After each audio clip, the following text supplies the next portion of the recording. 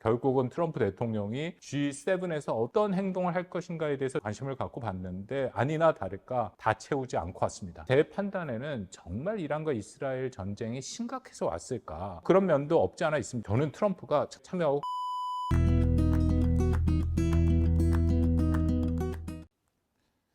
안녕하십니까. 박원곤의 북한과 세계를 시청해 주시는 분들께 감사를 드립니다. 제가 시작하기 전에 우리 스태프들이랑 약간의 농담을 했는데요. 최근에는 제가 북한 얘기를 거의 안 하고 주로 미국 얘기만 해서 제목을 바꿔야 되지 않느냐. 박원곤의 북한과 세계가 아니라 미국과 세계. 오늘도 또 미국 얘기를 할 수밖에 없습니다. 왜냐하면 워낙 미국의 트럼프가 갖고 오는 여러 가지 뉴스들 끊임없이 발생을 하기 때문에 그 문제에 대한 분석이 계속 필요한 상황이다라고 판단이 됩니다. 이번에는 무슨 말씀을 드리려면 얼마 전에 드디어 마무리되고 참 말도 많고 했던 G7에 대해서 말씀을 드리려고 합니다. 한국의 이재명 대통령이 거기서 트럼프를 만났느냐 안 만났느냐 한국 입장에서 하는 얘기를 말씀드리고 생각은 없고요.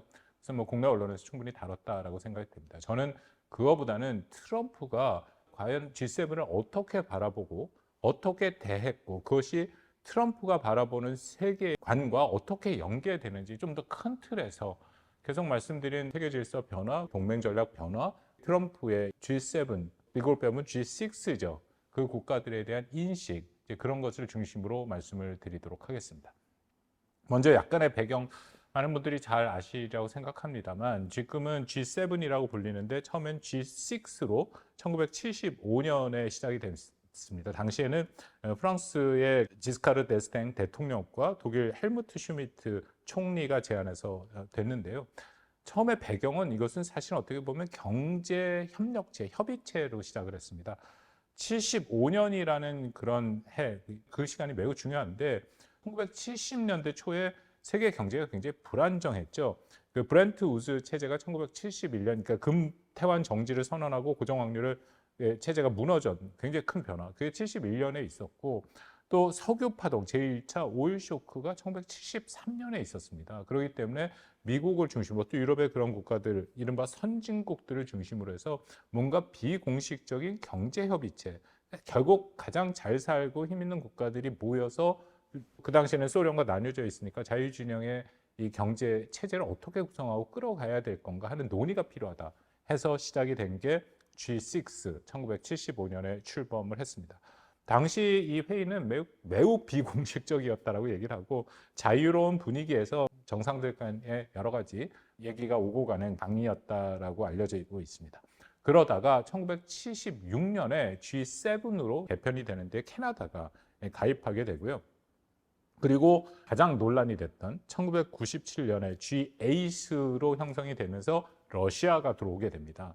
러시아가 여기에 들어오게 될 때부터 굉장히 많은 논란이 있었던 게 왜냐하면 러시아는 나머지 국가들에 비해서 경제 규모가 떨어집니다. 그리고 그 당시에는 민주주의로 전환이 됐다라고 보긴 합니다만 민주주의 수준이 나머지 자유민주주의 국가는 굉장히 떨어지기 때문에 과연 러시아가 G8, 세계를 선도하는 자유민주주의 시장경제체제 국가의 핵심 그룹에 들어오는 것이 적절한가에 대한 적지 않은 논란이 있었는데 어쨌든 냉전이 끝나고 러시아가 G8 같은 데 들어와야 오히려 세계가 안정된다라는 판단하에 러시아를 받아들여서 G8이 됐죠.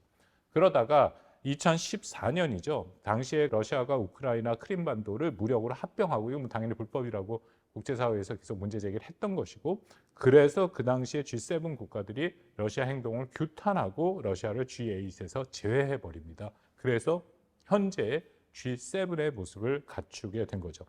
G7의 회원국들 다시 한번 말씀을 드리겠습니다. 미국, 캐나다, 영국, 프랑스, 독일, 이탈리아, 일본 그리고 유럽연합은 공식 회원국은 아니지만 매번 참여를 합니다. 그래서 사실상 하나의 회원국 정도 수준으로 보면 될 거다라고 판단을 합니다.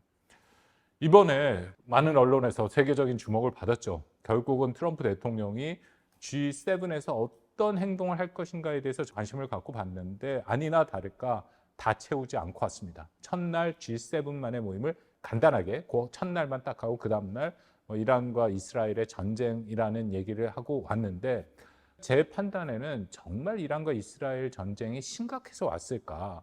그런 면도 없지 않아 있습니다. 앞으로 어떻게 전개되느냐에 달려 있겠죠. 그렇지만 G7 자체를 트럼프 대통령이 정말 존중하고 이런 회의체를 의미를 부여했다면 있었겠죠. 있었다. 그렇게 생각합니다. 이런 말씀을 드리는 게 화면에 나오는 사진을 한번 보시면 좋을 것 같습니다. 이 사진이 굉장히 상징적인 의미가 있는데요. 2018년에 공교롭게도 캐나다에 있었던 G7 정상회의의 사진입니다. 익숙한 인물들이 보이시죠? 오른쪽에 앉아서 팔짱을 끼고 있는 그 사람은 트럼프 대통령, 그리고 테이블을 잡고 상체를 앞으로 내면서 뭔가 따지는 듯한 모습을 보이고 있는 것은 당시 앙겔라 메르켈 독일 총리고요. 바로 옆에 얼굴이 좀 가려져서 안 보이는데 그 사람이 엠마뉴엘 마크롱 대통령입니다. 그 아베 신조 수상 같은 경우에는 옆에서 팔짱을 끼고 있는데 이 표정이 굉장히 재밌습니다. 약간은 공을 좀 중립적인 입장을 보고 있고요. 그 옆에 볼튼 국가안보보좌관인데 이 사람은 좀 당황스러운 모습을 보이고 있죠. 굉장히 유명한 한 장의 사진입니다. 이것이 당시의 G6 국가와 나머지 하나 미국과의 관계를 상징한다. 무슨 일이 있었냐면 트럼프 대통령이 그 회의에 와서 유럽 국가들, 특히 캐나다, 프랑스를 굉장히 비판을 했습니다. 당신들이 대규모 무역 흑자를 보고 있고 무역 불균형이다. 이것을 시정해라. 미국은 여기에 대해서 가만히 있지 않겠다면서 굉장히 거친 표현을 쓰는데요. 영어로 미국은 더 이상 호구가 아니다. 이제 그런 표현을 막 쓰면서 그들 국가를 몰아붙였죠. 그랬더니 이제 메르켈을 비롯해서 나머지 사람들이 우리는 보호무역을 하면 안 된다라는 걸 강조를 하는 겁니다. 트럼프가 무역 장벽을 쌓으면 안 된다. 왜냐하면 거듭 말씀드린다면 G7이라는 곳이 사실상 경제 체제로 시작이 된 거고 자유무역을 신봉하는 국가들끼리 이것을 어떻게든지 더 확산을 하고 안정적으로 관리를 할 것인가가 그들의 존재 이유 같은 거죠. 근데 트럼프가 더군다나 이것을 이끌어가는 가장 선도 국가인 미국이 트럼프라는 인물이 등장해서 보호무역을 하겠다. 계속해서 무역에 관한 기존의 질서에 대해서 문제 제기를 하니까 여기에 대해서 이렇게 따지는 모습들이 있었고요. 당시 G7 회의에서는 그래서 공동성명에 미국이 서명하지 않았습니다. 아마도 제 기억이 맞다면 이게 첫 사례, 전무후무한 사례라고 생각하거든요. 늘 공동성명에 서명을 하는데 여기선 서명을 하지 않았다. 이것이 트럼프 일기 때 대표적으로 보여준 유명한 사례고요. 저는 이번에도 비슷한 상황이 나타나지 않을까 하는 우려를 했는데 결론적으로 말씀드리면 공동성명에는 서명을 했습니다. 공동성명에는 서명을 했지만 제가 예상했던 것처럼 G6 나머지 국가와 미국과의 굉장히 큰 격차, 차이를 다시 한번 확인하는 회의였다라고 생각합니다. 이스라엘 이란 전쟁에 대해서도 굉장히 다른 인식이 갖고 있었고요. 관세 문제도 있었고 러시아 중국에 대한 인식도 완전히 차이가 있었고요. 여기서 또 한번 트럼프 대통령의 굉장히 개인화된 외교, 우리 흔히 말하는 대통령 중심주의의 외교가 완전히 온전하게 날 것으로 드러난 사례였다라고 생각합니다. 다만 트럼프 1기와 2기의 차이는 트럼프 1기 때 아까 말씀드린 2018년 이 사진 이때는 전 세계가 굉장히 놀랬고 트럼프에 대해서 어떻게 당신이 이럴 수 있느냐라는 굉장히 큰 비판의 목소리가 있었는데 아마도 이번 2기 때는 비판의 목소리는 거의 못 들어보셨을 겁니다. 이게 제가 지금까지 경험하고 지금까지 분석하고 있는 이 상황에서 트럼프 2기와 1기의 가장 큰 차이라고 생각합니다. 트럼프 1기 때 트럼프가 했던 발언들, 정책에 대해서는 미국 국내와 해외 저 같은 연구자들 다 어떻게 이럴 수 있느냐. 이것은 우리가 알고 있는 자유주의적 국제질서 혹은 규범에 기초한 국제질서와 너무 차이가 난다. 이러면 안 된다라는 가치, 규범적인 판단을 했는데요. 트럼프 2기 때는 그런 판단을 거의 안 합니다. 그러니까 저도 그런 판단을 잘 안 하고요. 그냥 많은 그 국가들이 트럼프는 그렇게 하는데 이거를 어떻게 잘 대응하고 자국의 피해를 최소화하고 뭔가 합의를 도출할 것인가 거기에 초점이 맞춰져 있다. 어떻게 보면 참 안타까운 일인데 잘못 가는 방향에 대해서 익숙해지고 거기에 적응하는 그런 상황으로 전개가 되고 있다는 것입니다. 이번에 조금 더 자세하게 말씀을 드리겠습니다. 그래서 무슨 일이 도대체 벌어졌는가라는 건데요. 먼저 이번 G7, 미국을 제외하고 나머지 6국가들이 이 G7 회의를 통해서 하고 싶었던 것 중에 하나가 이제 가장 큰 거는 사실 전쟁과 관세 두 가지 화두일 수밖에 없습니다. 전쟁은 러시아, 우크라이나 전쟁이 여전히 지속이 되고 있고 또 새롭게 이란과 이스라엘의 전쟁이 있기 때문에 이 전쟁 문제를 어떻게 다룰 것이냐. 또 하나는 여러분 너무 잘 아시는 트럼프의 관세. 한국도 7월 8일까지 관세 문제가 아니면 25% 관세가 부과된다. 라고 얘기를 하고 있으니까 영국을 빼고 나머지 다 똑같은 상황이거든요. 그러니까 뭔가 관세 문제를 해결해야 된다. 관세는 거듭 말씀드립니다만 이것은 자유무역이 아니라 보호무역이기 때문에 G7이 지향하는 거랑은 굉장히 반대이기 때문에 이 문제를 다루기를 원했다는 것이죠. 그렇게 해서 시작이 됐는데 일단 전쟁도 굉장히 다른 인식이 있었다. 유럽이 얼마만큼 여기에 대해서 진실했는지 모르지만 유럽 연합층은 당연히 러시아에 대해서 새로운 제재 혹은 제재를 강화하는 방안을 논의하고 싶었고 그 의제를 올렸더니 트럼프 대통령이 뭐라고 얘기했냐면 제재는 막대한 비용을 초래한다. 제재는 그렇게 쉽지 않다. 일방통행이 아니다. 사실상 거부해버렸습니다. 그것이 첫 번째였고요. 또 하나 이것은 처음은 아닙니다만 G7에서 아까 말씀드린 G8 러시아가 포함됐다가 러시아의 그 크림민 반도 불법 침공으로 러시아가 거기서 나갔고요. 그러니까 사실상 쫓겨난 거죠. 그리고 G7이 됐는데 트럼프 대통령은 러시아를 다시금 불러서 G8을 만들어야 된다. 그러면서 러시아를 G8에서 배제한 것은 굉장히 잘못이다. 만약에 남아 있었으면 러시아가 우크라이나 전쟁을 일으키지 않았을 것이다. 저는 뭐 전혀 동의하지 않습니다만 트럼프 대통령이 그렇게 얘기를 했고요. 또 하나는 중국 얘기가 뜬금없이 나왔는데 이것은 질문이 있었습니다. 중국이 G7 참여에 대해 질문을 했더니 트럼프가 뭐라고 얘기하냐면 이것이 나쁜 아이디어가 아니다. 미국 다음으로 큰 경제대국인 중국을 왜 여기에 두지 않겠느냐. 그러니까 트럼프의 세계관을 볼 수 있는 굉장히 중요한 발언들과 상황이었다고 생각이 됩니다. 정리해서 말씀을 드리면 미국을 제외한 G6 국가 거기에 정말 트럼프가 생각하기에 그 나머지 국가들보다 훨씬 강대국이라고 생각하는 러시아와 중국이 그 안에 들어와야 된다는 겁니다. 여기에 대해서는 트럼프의 대외정책 세계관에 대해서 굉장히 많은 해석이 있습니다만 그중에 하나 이런 것이 있습니다. 강대국의 담합이라는 이론이 있는데요. 이론이라기보다 하나의 주장이죠. 무슨 주장이냐. 현재 트럼프가 하고 있는 것은 19세기의 유럽 공조체제 유러피언 컨설트라고 있지 않았습니까? 그러니까 유럽의 핵심 국가들끼리 세력 균형으로 힘을 합쳐서 세계를 끌어가는 공조체제와 유사한 것을 트럼프가 생각하고 있다라는 해석이 있습니다. 강력한 지도자가 공동의 목적을 갖고 세계 비전을 형성하고 그들 국가가 다른 국가에게 일종의 강압적으로 그걸 끌어가는 형태죠. 이것이 맞다면 트럼프가 방금 얘기한 것처럼 중국과 러시아와 싸우는 것이 아니라 그들을 하나의 편으로 끌어들여서 세계 질서를 같이 관리해 간다. 저는 근거 없는 허망한 주장이라고 생각하지 않습니다. 현재까지 트럼프가 보여준 것. 결정적으로 제가 이 생각을 하게 된 게 JD 벤스가 뮌헨 안보회의에서 했던 발언이 딱 생각이 나는데 아마 관심 있는 분 보십시오. 유튜브에 다 올라와 있습니다. 무슨 발언을 했냐면 뮌헨 안보회의라는 것은 인태 지역의 샹그릴라 회의와 더불어서 안보 문제를 다루는 회의죠. 그래서 당시 뮌헨 안보회의에 더군다나 트럼프 행정부 등장해서 첫 번째 미국의 JD 벤스 부통령이 갔기 때문에 당연히 유럽 안보에 가장 실존적인 위협이 되는 러시아 우크라이나 전쟁, 러시아의 불법성을 얘기해야 되는 자리에서 안보 문제를 전혀 얘기 안 하고 유럽의 각 국가에 있는 극우라고 불리는 그 정당을 편드는 얘기를 했습니다. 그러면서 그들 정당이 현재 주류에 있는 정치권에서 배제되고 탄압을 받고 있는데 그거 안 된다는 얘기를 했거든요. 저도 전체 연설을 다 봤습니다만 그 당시에 뮌헨 안보회의에 참여했던 유럽 그 지도자들의 표정이 너무 황당한 표정. 그리고 보통 그렇게 그 연설하면 중간에 박수를 치는데 아무도 박수를 치지 않고 끝났을 때 과연 이게 무슨 발언인가에 대한 어리둥절함이 화면에 그대로 나옵니다. 이게 무슨 의미냐? 제가 말씀드린 강대국 담합, 19세기 유럽의 공조체제, 만약 제 해석 설명이 맞다면은 미국은 이런 거죠. 외부의 적, 우리가 공공의 적, 그리고 국제사회 규범에 의해서 불법 행동을 하고 있는 예를 들어 러시아, 중국도 일면 있다고 치면 중국과 러시아의 적을 그냥 관리하고 세력균형 측면에서 일정 수준 협력의 정도도 있는 거죠. 담합을 하는 거죠. 그렇게 하는 거 놓고 내부의 적과 싸우겠다는 것입니다.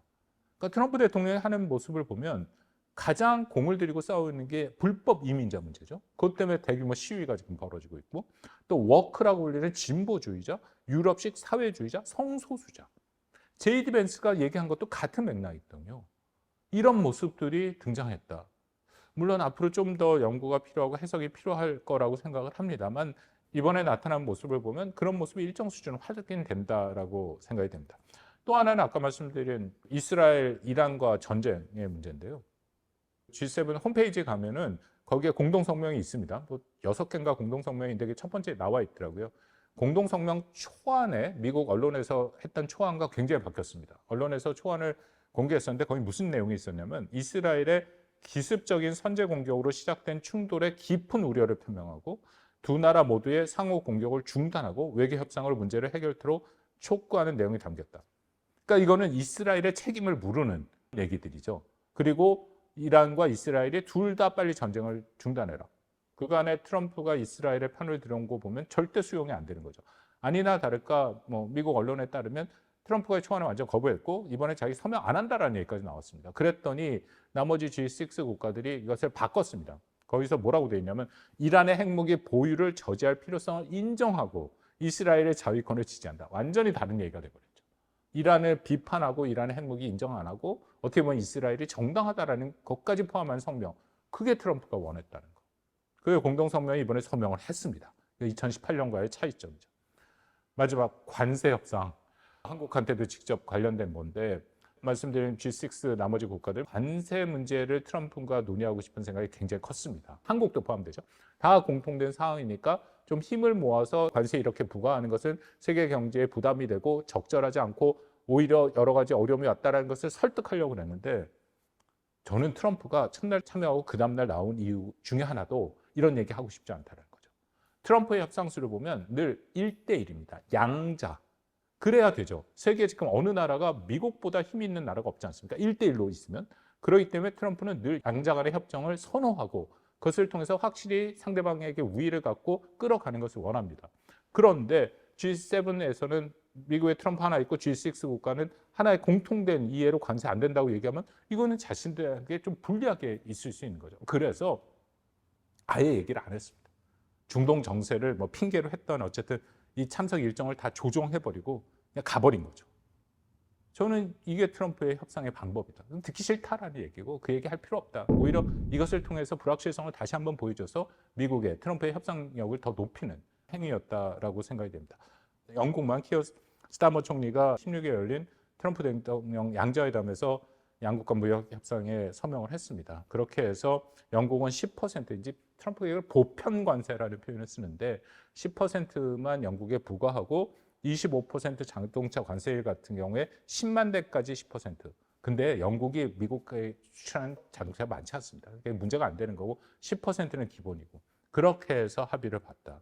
그러니까 어떻게 보면 G7 회원국들은 제가 표현이 좀 거칠지 모르겠다만 닭줬던 게 지붕 쳐다보는 약간 그런 현상이 나타나는 뭔가를 힘을 합쳐서 얘기해 보려고 그랬는데 바로 그냥 트럼프가 가버려서 그 얘기를 하지 못했다는 거. 오늘은 G7에 있었던 얘기들 그것이 과연 트럼프가 어떤 세계를 그리고 있느냐. G6 국가는 사실 한국과 자유민주주의 시장 경제를 공유하는 유사 입장국입니다. 가장 비슷한 국가죠. 그래서 우리가 G9이 됐던 G11이 됐던 거기에 들어간다는 얘기가 계속 있는 거고 그런 국가를 바라보는 시각, 국가들을 다루는 것, 형태 같은 것들이 이번에 확인이 됐다. 우리도 직접 참여를 했으니까 명백한 현상을 봤습니다. 그렇다면 트럼프 아직 3년 이상 남았고요. 제가 앞에서 거듭 말씀드린 것처럼 이게 트럼피즘이라는 형태로 어떻게 보면 미국의 큰 방향 전환이고 어떻게 보면 또 민주당이 집권하더라도 방법의 차이가 있지만 이 방향은 갈 가능성이 있다. 이거를 우리가 명심하고 이제는 이 변화되는 세계 질서에서 한국이 어떻게 가야 될 것인가에 대한 심도 있는 고민이 필요하다라고 생각됩니다. 오늘은 여기까지 말씀을 드리겠습니다. 좋아요 눌러주시면 많은 힘이 됩니다. 감사합니다.